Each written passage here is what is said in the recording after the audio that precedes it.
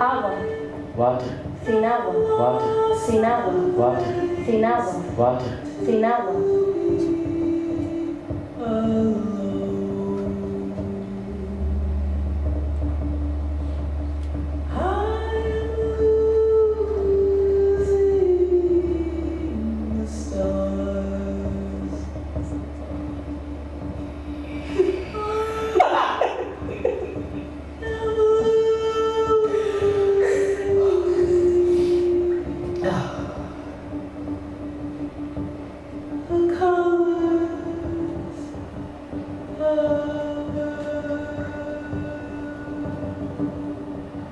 Estúpido, malicioso, travieso y vergonzoso como eres, cagando y bebiendo todo el día en un retrete maloliente. Te estoy concediendo un descanso, una oportunidad para ser mi hombre, para mejorar tu historial de credibilidad, incluir algo sensato en tu currículum vitae. Panic. ¿Qué nos pasará a nosotros? Y luego, ¿Qué nos pasará a nosotros? God makes, man breaks. Okay, just show you again a taste of the multiplicity of languages. I also have to say, and I hope you don't think this is too much for an advertisement, but Saskia and I are pretty certain we're going to bring this work, The Blue Planet, to Athens very shortly.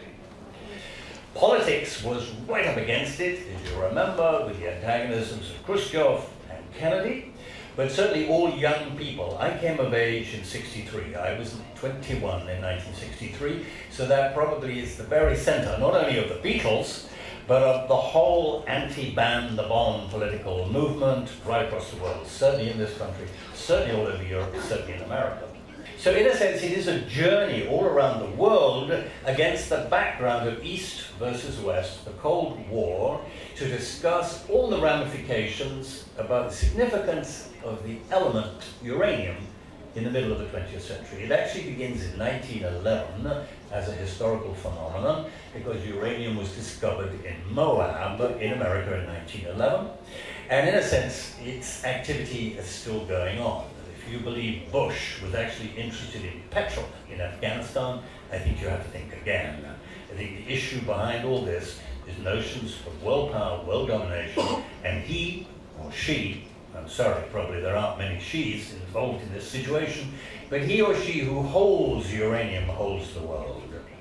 And I suppose that's made counter-associative with before, shall we say, dropping the bomb on Hiroshima, 1945, he or she who held gold held, in a sense, the world in his or her hand. So it's also about the dichotomy between the notions of gold as power and uranium as power. You might know that the atomic number of uranium is 92. For those of you who might have some knowledge of my cinema, I'm fascinated by making a non-narrative cinema, and I'm constantly looking for other ways to structure it, and that often involves numbers, numerology. Some of you might have seen a film I made called Drowning by Numbers, which essentially is a number count, no more, no less, from 1 to 100, but of course, as sidebars, all sorts of other things happen as well. So I take down the number 92, the atomic number of uranium, as a significant number for this huge project. We ended up making a 7-hour film divided into 3 parts. We are engaged in making 92 DVDs. We have made theatre works out of this material. We have made operatic works out of this material. We have a large library accumulating. We have many websites and lots of television programs. It's meant to be a product for the information age. Many, many thousands of narratives, great complexities. I have to say it was a total disaster in the cinema.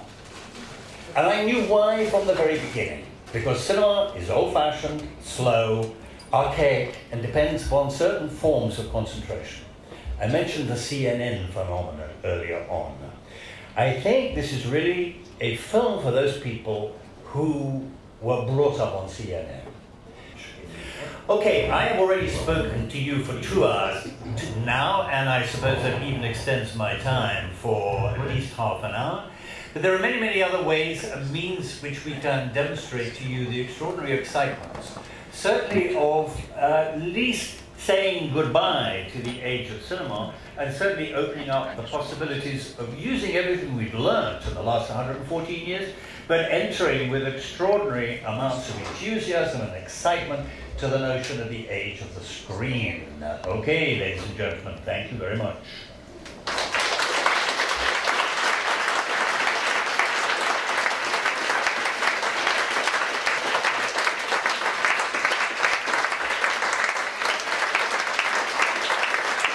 What we are doing in cinema. So the fact that we may record, we never really record, because we are recording through a frame and we are choosing something and then we are choosing where to project it. So we already distort it in a way. So I think that by exploring the possibilities of cinematic language, you are not bringing the end of cinema, but rather you are showing that we are just in the beginning. Well, there's a way in which I would agree with your statement, because I would think the 114 years we've already spent has only been a prologue. It's only the beginning. Because I would argue with you that you probably have never seen any cinema. All you've seen so far is 114 years of illustrated text and a lot of recorded theatre. There is a curious way that cinema is still not autonomous. Cinema can very easily, like Bazin said in 1921, back down to either literature, theatre, or if you're very lucky, painting. So I still think that anything you see in the cinema has another, an alternative and probably more satisfactory way of manifesting itself. But I do think with the freedoms of the new technologies, think of those two quotations of Picasso and Eisenstein, we are maybe now getting ourselves really ready to really seriously make something really cool cinema. Though I do think we're going to have to change the name. You expressed it the best way, so I think it's now the time that you put your stamp on what it used to be called cinema. Well, I think the Telslupa suitcases as a project, as I was trying to explain, was really an attempt for me to investigate all these anxieties on what cinema has been, but also what it could be in association with all the social and political notions of what we believe in now in the 21st century, but also in association with all the amazing new tools. Let me repeat again, and I think you're all in this room because you're enthusiastic about cinema. Cinema is not primarily a visual medium. It's a text-based medium. And I think relative to your question, as soon as we understand that concept and realize that we do indeed, post-Picasso, post-Eisenstein, have the tools to turn a textual cinema into a really visual cinema, then I'm sure we're all going to be immensely fascinated and excited and enlightened. Maybe that is a good and ideal point to finish. So thank you very much for being here.